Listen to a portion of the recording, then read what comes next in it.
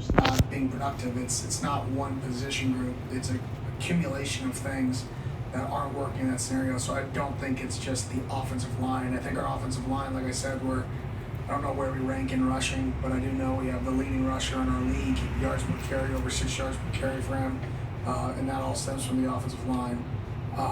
In terms of Wade, we wanted to get Wade and Clem in the game more. We usually play 7 offensive linemen. We didn't do that in the first few weeks. I thought our guys were getting tired. We've played over 80 snaps back-to-back games on offense because of the control we've been able to create. So we needed to get those guys on the field more to be fresher later. And I think, one of our drives had those guys in it that scored touchdowns. So I think it was good for us to go 7 deep. You can see Wade at some center. It's harder to move guys in and out of center than it is in and out of guard. So we're just trying to get the best guys in the field. Ben's playing really well right now at center. So it's like, man, do you mess up your center, but you want to get more guys rotating?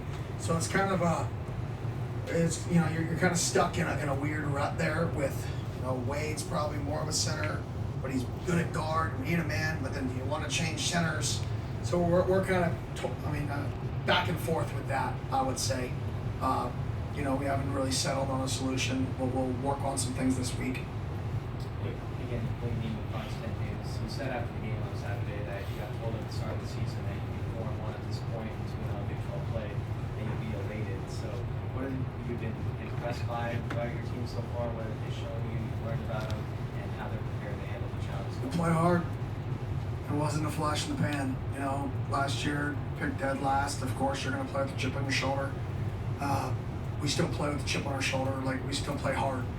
And when you play hard and you care, you win a lot of close games. So what am I the most pleased with? Just how hard our guys play. I think every fan that watches, you may hate it if I go for a 4th down. You may hate it if we don't go for a 4th down. You may hate the play call. You may love the play call. Everybody has to appreciate how hard our guys play. And I think that's the one thing that we want to take pride in is how hard we play. And I think that's what I'm most excited about. Our guys play really hard. And it matters to them, and it matters to them to win, not for the individual awards, but to win as a team, as a collective team.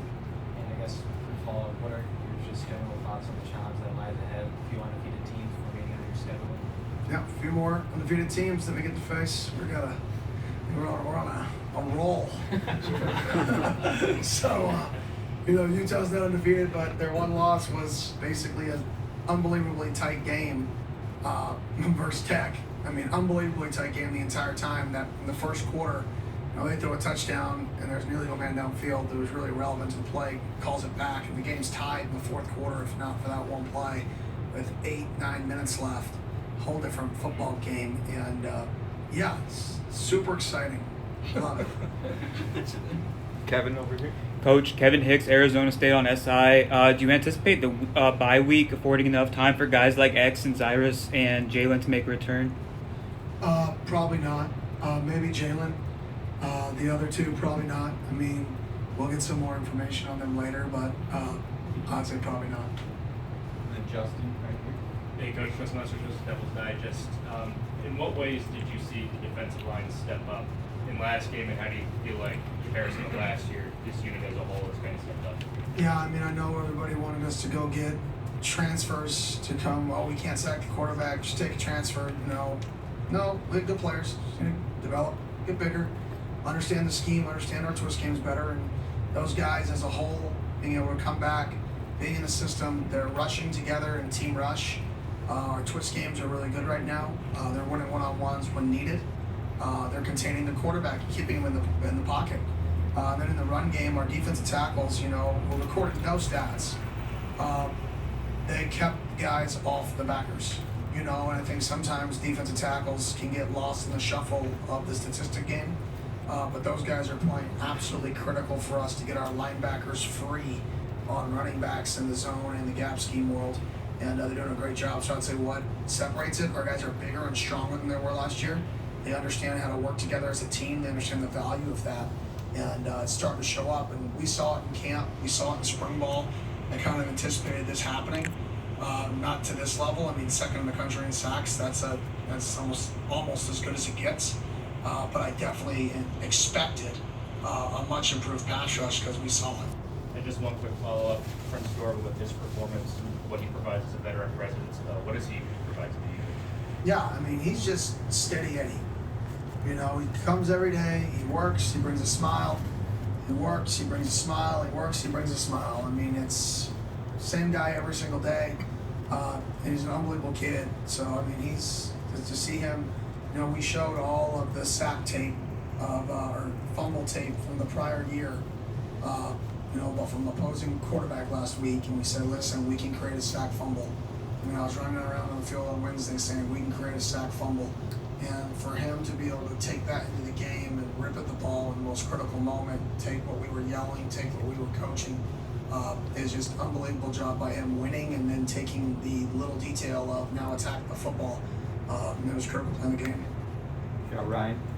Hey, Coach Ryan Myers, Devil's Digest. You mentioned, kind of build off Nick's question about being 4-1 at this point of the season and how it feels good to be at this period. But going into the bye week after 3 straight wins, how do you kind of build off of that and make sure that your team doesn't get a little bit complacent now back in the top 25 rankings and kind of get back into some positive light going into the rest of the season? Yeah, top 25 rank, you know, like, cool. Yeah, awesome. Yeah. So, great stuff. I think Utah should 100% be in the top 25. I mean, their one loss is to a Texas Tech team that could be, you know, top 5 team in the country. You know, so I mean, I think that we're about to face a team that's definitely a top 25 opponent, in my opinion. So for us, it's get better. Good teams get better throughout the year. I think we've done that so far throughout this year. I think we're a better team than we are versus AU. I think we're a better team than we started the first half of Mississippi State. And I think we're getting better, and hopefully we continue to get better because that's what the best teams do. The only way to get better is to work. No other shortcuts. It's to work. Go, great.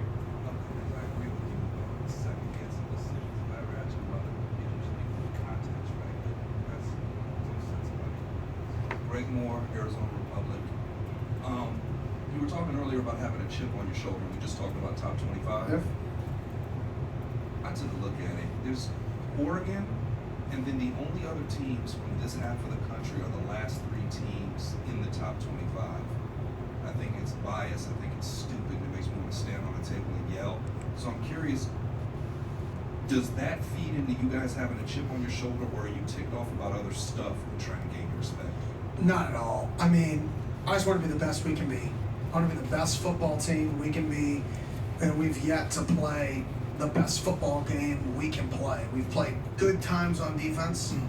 We've played bad on defense at times. We've played really good on offense at times. We've played horrible on offense at times. Just want to put it together. Like, let's play our best ball at the same exact time for 60 minutes. Let's grab 30 minutes first, right? And then 45, and then 60. But we've yet to do that. The good thing is we're finding ways to win. Good teams find ways to win. When the offense needs it, the defense picks them up. When the defense needs it, the offense picks them up. And I think that's what good teams do. Now, great teams, they can put it all together. We've yet to really do that, and I think that's our challenge is let's go into this week, let's find the areas of improvement, individually and as a team. Let's attack them, right? While also getting our bodies ready, resting our bodies. We're not going to go out there and bang and hit, right? We're going to rest our bodies, but we got to get better at the things we have to get better at. And we have to leave the bye week a better football team, not getting ready for Utah, getting ready for us. And then we'll worry about Utah come Thursday. You know, coaches are already starting to prepare, but the players, let's worry about us right now, and then we'll get into Utah towards the end of the bye. Doug. Doug Franz Unplugged podcast. Speaking of chips and predictions, there's a funny meme, you know, in August, all the CBS Sports Line guys, all their heads, and the record and predictions for the Big 12, and all of them had somebody other than the defending Big 12 champs.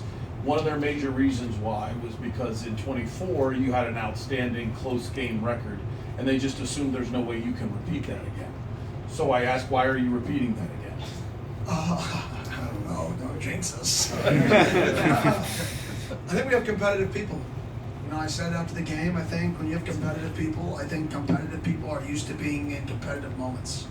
If you have people who are on TikTok all day, right, they're probably not used to being in the biggest, playing a competitive moment, having to be your best all the time. You have people who, you know, they play these weird, like, Clash of the Clans and all this other stuff now, but they're, like, making decisions in real time at the lunchroom, and I'm like, well, that's better than watching a video, right? At least they want to compete, and they're yelling at each other, they're sitting next to each other. I'm like, well, what is going on right now? But that's what they do. They don't play card games, they play this. Then some guys play card games during Friday Night 4 games. Competitive people are used to competing.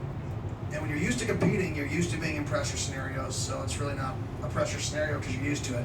So I just think getting guys that love competing, love competition, and then prepare to be a champion, and you combine those two things, and I think the moment, is a little bit easier for those type of guys because, you're used to it. You're used to being at game point, whether it's on the field in front of an unbelievable fan, an unbelievable crowd, or whether it's at home in your living room. Like, you're used to being in that moment where this is the most important thing.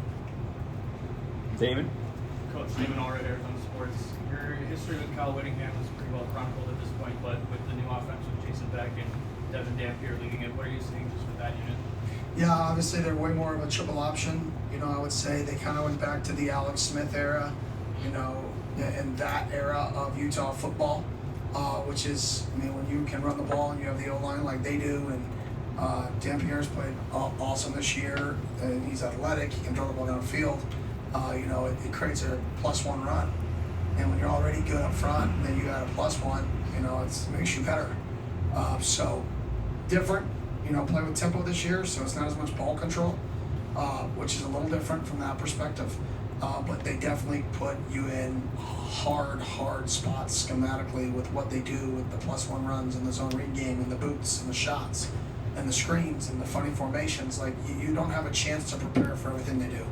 It's just not possible. There's not. I don't care if we have a bye. We'll confuse our kids if we try to defend everything that they've done this year and have done last year. They just do too much. So we got to worry about us and being fundamentally sound. Then obviously you guys know how I feel about Coach Whittingham. I think he's one of the best coaches in this generation. His ability to continually win and adapt and change. It's really incredible what he's accomplished there. And hopefully we're getting closer and closer and closer to creating a program similar to theirs. Chris and then Luke. Kenny, you've had some young players really kind of rise to the occasion here recently, between Rodney Bittich and Woody Wilson and Marcel Hughes and Wade Helton. So how heartened are you by that, given especially how senior related that your team is and the impact of that moving forward? Yeah, it's awesome. It's awesome to have all those guys step up, all going to be Sun Devils for a long time, and we've poured into them a lot, and they've really worked to get to the point that they're at.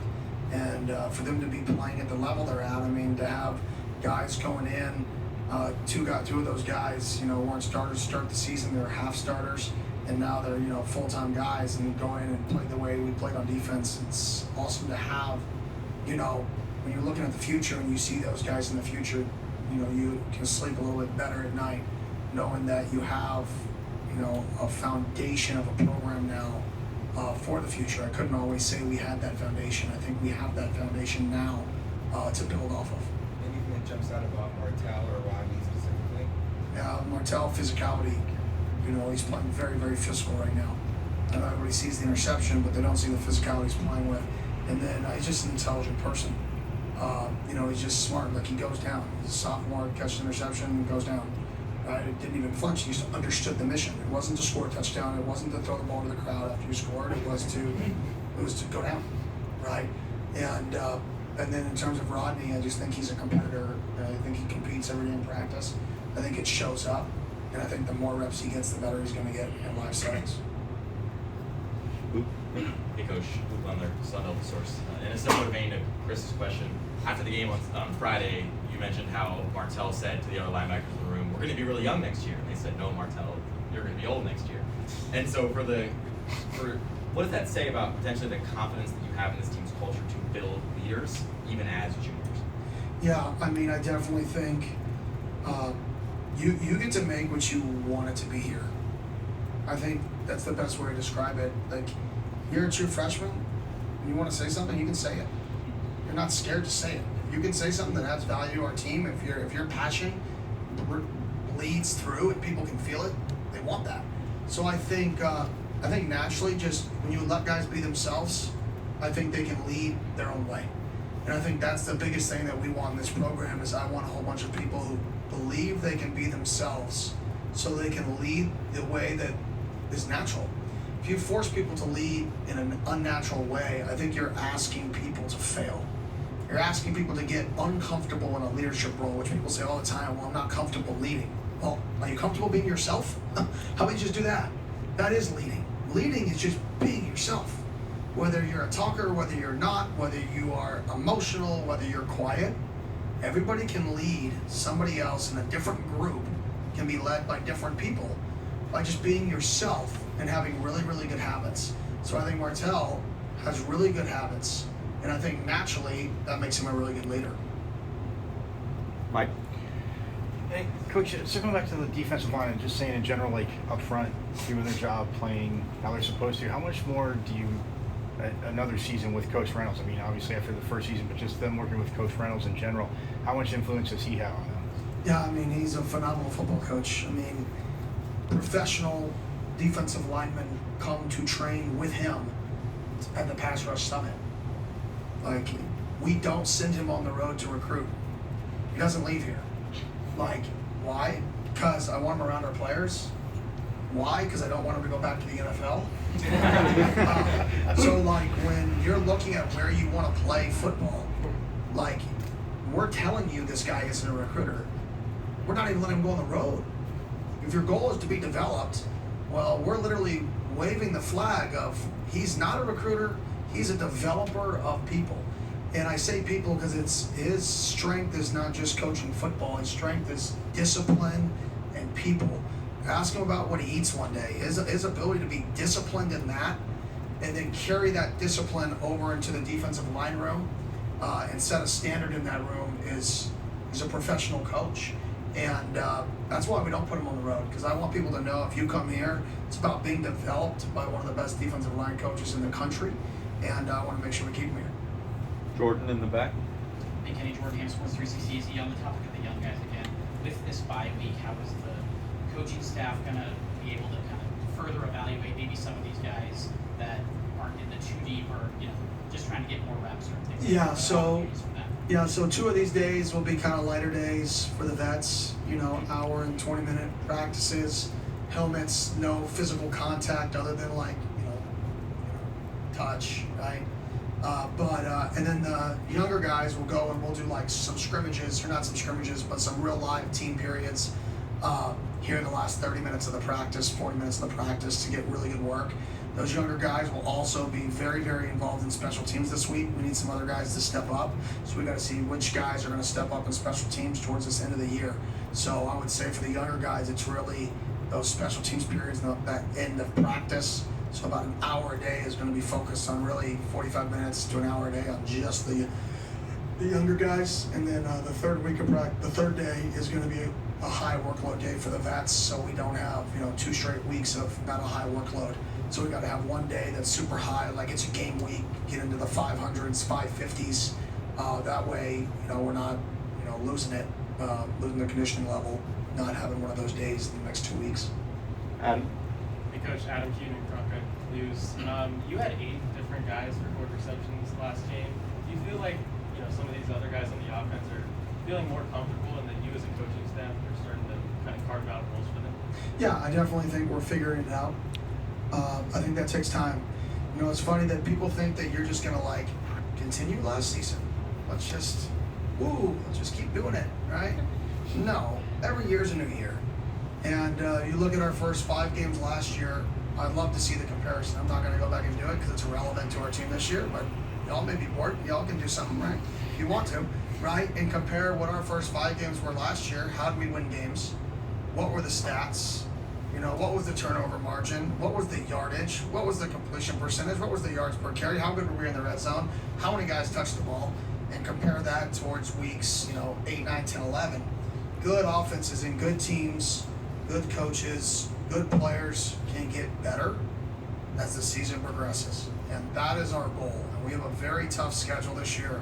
And we have to continue to get better. So I think to answer your question, it's very simple. We're learning more about our team. Our players are learning more about each other in these moments. We have a lot of new skill guys, and that's why you're seeing the production that you're seeing on offense. We just can't score in the red zone right now. Once that gets fixed, it's going to be a whole different narrative just like that. if we're scoring below red zone. Anything else for Coach? Good. All right. All right. Thanks. Thanks, Coach. See y'all.